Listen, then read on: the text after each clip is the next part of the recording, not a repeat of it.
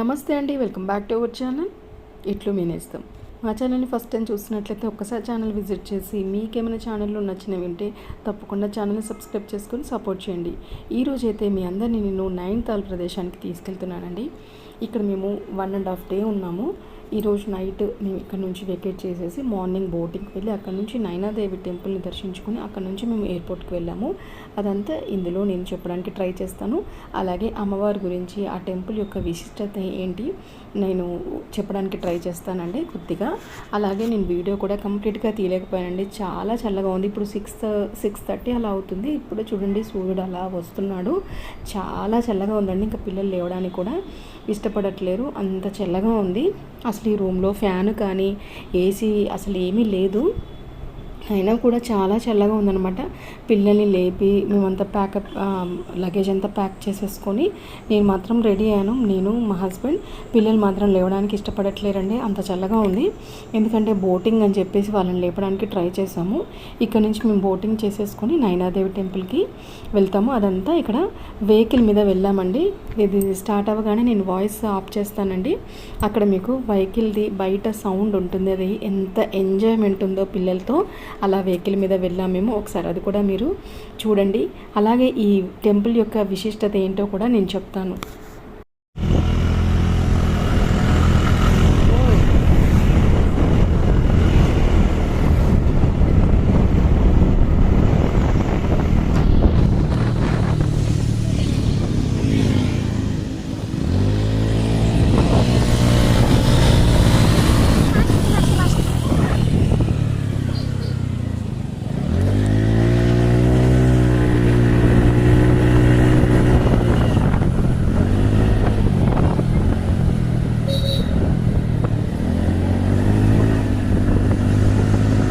ముందు రోజు మాకు బాగా ఆలస్యం అయిపోవడం చేత మేము రూమ్కి వెళ్ళిపోయామండి.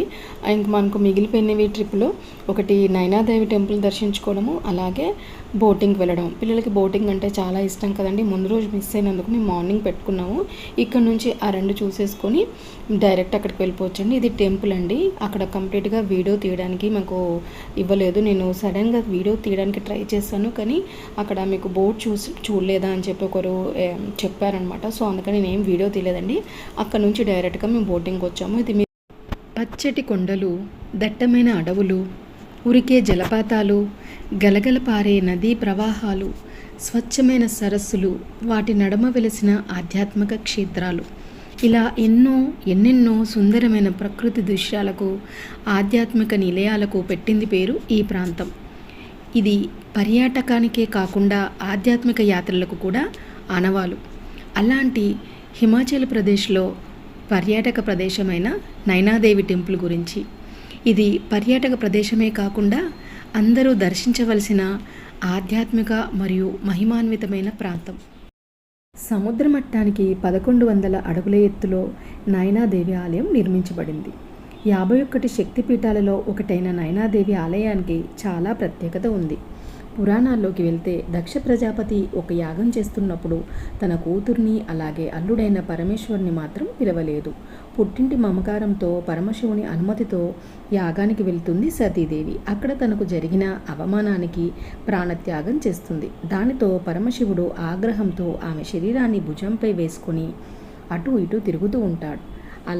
అలాంటి స్థితిలో ఉన్న శివుణ్ణి విష్ణుమూర్తి చూసి తనని మామూలు స్థితికి తీసుకురావడానికి సతీదేవి శరీరాన్ని తన సుదర్శన చక్రంతో ఖండిస్తాడు.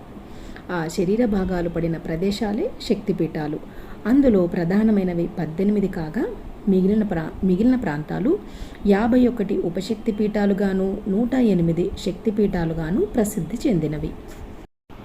ఆ 51 ఉపశక్తిపీఠాలలో ఒకటైన నైనాదేవి శక్తిపీఠం అమ్మవారి ఎడమ కన్ను పడిన ప్రదేశమే. ఆ నైనాదేవి యొక్క కుడి కన్ను పడిన ప్రదేశమే నైనితాల్. హిమాచల్ ప్రదేశ్లో విలాస్పూర్ గ్రామంలో ఉంది ఈ నైనాదేవి టెంపుల్. 15వ శతాబ్దంలో రాజా వీర్ సింగ్ ఈ మందిర నిర్మాణం చేశాడని చరిత్ర చెప్తుంది. ఇక్కడ బోటింగ్ చేయడానికి మార్నింగ్ 8కి అలవ్ అని చెప్పారండి. మేము టెంపుల్ నుంచి ఇక్కడికి వచ్చేసరికి దాదాపుగా అదే టైం అయింది. ఇంకా మేము బోటింగ్ చేసాము. ఒక 15 మినిట్స్ మనకి హాఫ్ తీసుకున్నాం అనమాట. ఫుల్ ట్రిప్ అయితే ఒక రేట్ ఉంది, హాఫ్ ట్రిప్ అయితే ఒక రేట్ ఉంది. ఎందుకంటే మేము 10:30కి మళ్ళీ ఎయిర్పోర్ట్కి వెళ్ళాలి కాబట్టి మాకు చెక్ ఇన్ 10:30 కల్లా అక్కడికి వెళ్ళాలి అని చెప్పేసి ఒక హాఫ్ వరకే తీసుకున్నామండి. కానీ ఎంత మంచి ప్లేస్ అండి. ఎలాగో ఎంతో కొంత అయితే పిల్లలు ఎంజాయ్ చేశారు బోటింగ్. ఇంకాస్త టైం ఉంటే ఫుల్ ట్రిప్ తీసుకునే వాళ్ళము. ఇది నైట్ అండి, నైనితాల్. ఎంత బాగుందో చూడండి, ఎంత ఆహ్లాదకరంగా, ఎంత సంతోషంగా ఉందో. ఇది నైట్ 6కి అండి. ఎంత చీకటిగా ఏదో 7-8 అవుతున్నట్టుగా ఉంది చూడండి. ఈ టైంలో అక్కడ చల్లగా ఉందండి. చలి ఎంత విపరీతంగా ఉందో అసలు. అక్కడ ప్రజలు ఎలా ఉంటున్నారా అనిపించింది. ఒక 5 మినిట్స్ కూడా అక్కడ మేము నిల్చోలేకపోయాము. ప్రికాషనరీగా మేము స్వెటర్స్, జర్కిన్స్, మంకీ క్యాప్స్ అన్నీ తీసుకున్నాం. అక్కడ కూడా రోడ్ మీద, ఫుట్పాత్ మీద కూడా చాలా సేల్ చేస్తున్నారు. ఒకవేళ మీరు ఎవరైనా ఈ టైంకి వెళ్ళినప్పుడు మాత్రం చాలా చల్లగా ఉంటుందండి. మళ్ళీ రాను రాను ఒక ఆగస్టు ఆ టైంకి వచ్చేసరికి తగ్గిపోతుంది. ఒకవేళ మీరెవరైనా ఈ ప్రదేశాన్ని చూడాలని అనుకుంటే తప్పకుండా ట్రై చేయండి. ఎంత సంతోషంగా అనిపించిందో ఈ ప్లేస్ చూసినప్పుడు. చాలా బాగుంది. మేము ఎన్నో ప్లేసెస్ తిరిగాం కానీ ఈ ప్లేస్ మాత్రం మర్చిపోలేని ప్లేస్గా మిగిలిపోయిందండి. ఈ వీడియో కనుక మీకు నచ్చినట్లయితే లైక్ చేయండి. అలాగే మా ఛానల్ని ఫస్ట్ టైం కనుక చూసినట్లయితే ఒకసారి ఛానల్ విజిట్ చేసి మా వీడియోస్ ఏమైనా మీకు నచ్చినట్లయితే ఛానల్ని సబ్స్క్రైబ్ చేసుకొని సపోర్ట్ చేయండి. నైనాదేవి టెంపుల్ని దర్శనం చేసుకుంటే నేత్రాలకు సంబంధించిన ప్రాబ్లమ్స్ అంటే కంటి చూపు బాగవుతుంది. అలాగే అలాంటి ప్రాబ్లమ్స్ ఏమైనా ఉంటే నయమవుతాయని చెప్తారండి. మీరు తప్పకుండా విజిట్ చేయాలనుకున్నప్పుడు ఇయర్లో ఏదో ఒక ప్లేస్కి, ఇలాంటి మంచి ఆధ్యాత్మిక ప్లేస్కి పిల్లల్ని సమ్మర్ హాలిడేస్లో తీసుకెళ్లాలని మనస్ఫూర్తిగా కోరుకుంటూ అందరూ బాగుండాలని. సర్వే జనా సుఖినో భవంతు.